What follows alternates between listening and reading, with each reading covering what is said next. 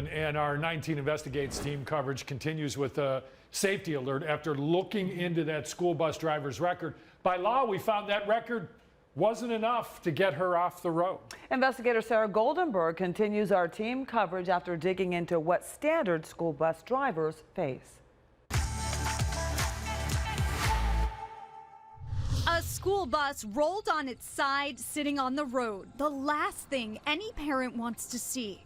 19 Investigates found its driver, Deborah Weasel, has racked up at least 12 points since 1999 and has been in at least 9 accidents since 2002, including this one.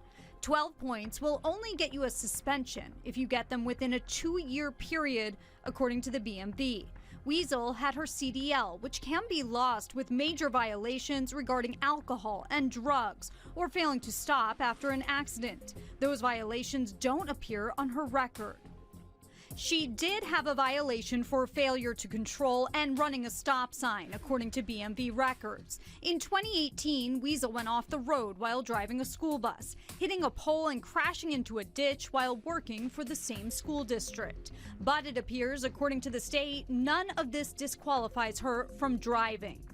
Before even getting behind the wheel, school bus drivers must meet specific requirements by the state, including 18 qualifications covering drug and alcohol checks, a physical, background checks, and their driver data must be reported annually. That's on top of scoring an 80 or better to pass this school bus driving evaluation.